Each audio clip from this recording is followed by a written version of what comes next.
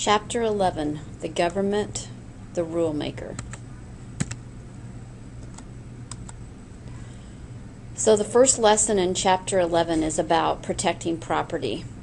In our economy, as citizens, we have the right to own property. We can sell our property, we can purchase property as long as we have the money to be able to do that. So the government has laws to protect us as property owners. We have, again, the right to sell, the right to rent. We can also use property as a security for loan. So this is not the same in a command economy. This would not be possible. You would not own property. But in our market economy, we can own and buy and sell property. The other thing that the government protects is our ideas. They do this through patents. They do this through copyrights and through trademarks. Patents last for a period of 20 years. And they protect any type of idea. If you are an inventor of a great product, then a patent will protect you for 20 years. A copyright gives you exclusive right to reproduce that, and this is something that we see in music a lot or in books, anything that's written. Trademarks are those phrases and symbols that companies use, designs that they use to distinguish themselves from other companies. So if you have a trademark, no one can copy that, and that is legally yours to use for your product and your business.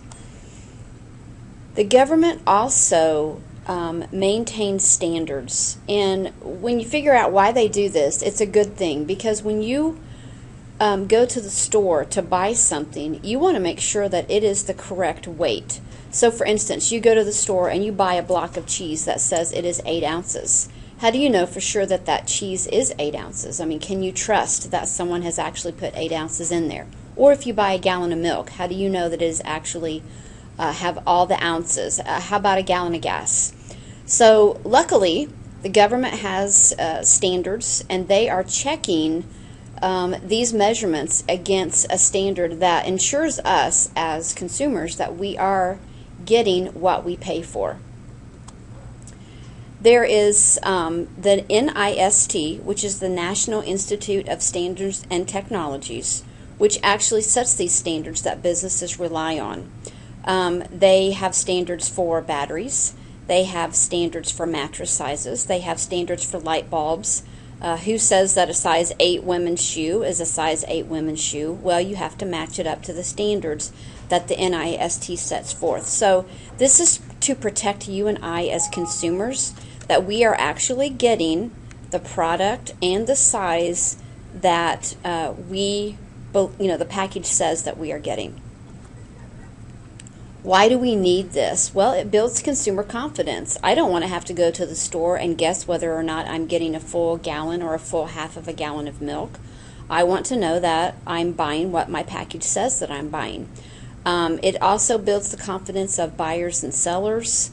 And some banking industries rely on this atomic clock and exact measurements to ensure that transactions take place at the exact time. So it's very needed in society that the government protect these standards. Lesson 2 is on market failures. Market failures occur when the free market does not perform properly. Here are some reasons for market failures. Externalities. These are gaps between what the private cost and the social cost of a behavior or action. Imperfect competition. Sometimes there are unfair business practices that take place. And there's also price discrimination, where one consumer might be charged a different price than the other consumer for the exact same product. Here are some antitrust acts that came forth to help combat unfair business practices. So in 1914, which is many, many years ago, 100 years ago, the Clayton Antitrust Act outlawed price discrimination. In 1914, we created the Federal Trade Commission. And the Federal Trade Commission oversees what happens in the marketplace and makes sure that what's happening is best for consumers. They have cease and desist orders, which would stop some unfair practice from taking place. And they also want to look at those practices that reduce competition, because remember, in our market economy, competition is key for consumers getting the best deal. The government also wants to protect the labor market. Minimum wage is one way that we protect the labor market. Again, giving those workers a minimum wage that they have to be paid. There are health and safety standards. There are lots of recalls that we see happen all of the time due to safety. It could be for child car seats. It could be for vehicles. But the government wants to make sure that what we're buying is safe and good for all of us. They also have protected child labor through child labor laws, so that you as teenagers can only work a certain amount of hours. And they've also banned discrimination in the workplace, which is very hard to prove. But if proven, a business can be penalized and fined for discriminating against workers in the workplace. Now, let's go into detail about market externalities and give some definitions and some examples, because I think you'll understand it once you get an idea of what this looks like. So an externality, an impact or effect that extends beyond the immediate parties to a transaction, and this can be negative or this can be positive. So for example, if you live in a neighborhood that has pollution due to a plant nearby, that is a negative externality. You are not the immediate party. You don't own the plant. You don't work there. But because it's close to you, you have a negative externality in having to deal with the pollution in your neighborhood. How about if someone that lives near you has a set of drums that they play at all hours of the night? Again, you're not the immediate party. The drum set is not in your house. However, it has a negative effect on you because you don't particularly like the noise of a drum set. A positive externality would be one that has a beneficial impact. For instance, how about if someone bought a home, a rundown home, next to your house and fixed it up? Again, you are not the immediate party. You don't own the home. You really don't have any stake in it. But because you own a home next to it, it makes your house nicer. It raises your property values, and you benefit. So this would be a positive externality. Here are some ways that the government responds to negative externalities. In some cases, they outlaw the behavior. So if you have loud music, loud noises, let's say that the drummer that lives near you, is breaking some type of code, then it's possible that the government could come in and find that person and outlaw the behavior. In the business world, if the government doesn't like how a company is responding or how they are doing business, they will impose a tax on them. For instance, if some business was polluting the White River and it was found that the pollution was coming from their business, then they may have to pay to have that pollution cleaned up.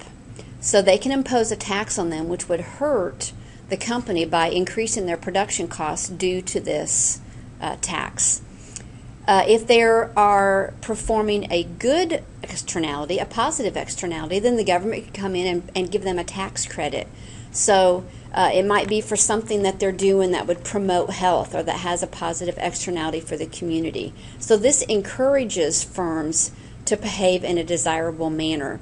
For instance, a couple examples, if they were reducing pollution, or maybe they were training the unemployed that they were going to hire, they would impose a tax credit, which would be to their benefit.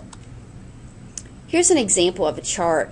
Let's say this is the effects of a tax. Let's say that for every unit of output, maybe this was shoes, for every pair of shoes that a company produces, they are imposed because of something negative, a $1 tax. So what happens is that the company, in this example, will pay 40% of that tax, but who's going to pay the other 60 cents? That's going to be you as a consumer. So the price is going to increase by 60%, which means that demand is going to go down due to the price increase of the product. Lesson 3 is about public versus private goods. Public goods are products and services that are spread among an entire community. Everybody gets to enjoy it. It's in demand, but it's not limited in supply, or public goods don't get to choose who uses their good. A national defense would be an example of a public good. The nation's property rights system are examples of pure public goods. Both of these are important to society, as opposed to just a select few. So as you and I, as citizens of the United States, want to have a national defense because that protects all of us. So that is a public good for all of us to enjoy. Public goods are also considered a free ride. We don't pay for them. For instance, let's say that the fireworks display was at Morrow's Meadows, and everyone gets to go and enjoy the fireworks display. As a matter of fact, you don't even have to drive to Morrow's Meadows. You can watch the fireworks display from somewhere nearby in town. So by you watching the fireworks taking place, you're not taking away anyone else's pleasure of watching it. You're not denying access to anyone. A public good is not produced by a business because there's no profit involved in it, and it's usually provided by the government. Private goods, on the other hand, are things that are bought and sold every day by you and I. There are 3 characteristics that makes a private good a private good. A person's enjoyment of these reduces the amount available to others. A seller can attach a price to these goods, and it can reject who purchases these items due to the price. And potential buyers can reject the good or service if they're unwilling to pay the price of that item. So, for example, on the PowerPoint it says, if I go and buy a bag of cookies, there's one less bag of cookies. And because I buy that bag of cookies, no one else can purchase that. So I've taken that bag of cookies out of the market. It's a private good. I have purchased it. I can choose whether or not I want to purchase it, but it's a private good. The government in charge. Now here's some examples of what the government would provide through public goods. Public transportation. You and I drove to school or rode to school on highways today. We didn't have to pay for those highways. Public parks such as Morrow's Meadows. Clean water to drink. Collecting your trash. Your electric, your gas company, which we've talked about, are monopoly franchises. And also subsidies, which the government would pay to an individual business to encourage a certain type of economic activity. This happens when new sports stadiums are built. This happened with Lucas Oil because they knew that that would bring in a lot of money to the city of Indianapolis. So they subsidized and said, we will pay a portion of this, or we'll take away a portion of your taxes so that you don't have to pay for the full extent, because we know as a city that we're going to benefit from this stadium. There are also something called public bads, which are the opposite of public goods. And these are goods and services with negative externalities. They affect everyone who would be exposed to them. Some examples would be water pollution, air pollution, dangerous drugs, liquor, tobacco sales. If you are around someone that smokes tobacco, or if you yourself smoke some tobacco, this is not good for you, nor the people that inhale the smoke around you. So public bads affect anyone who uses the product or service, or anyone who is affected by it. There are lots and lots of videos that go with this chapter. I will be showing, they're hyperlinked in this PowerPoint, but I will be showing them in class as well, because I think they do a really good job of explaining the content.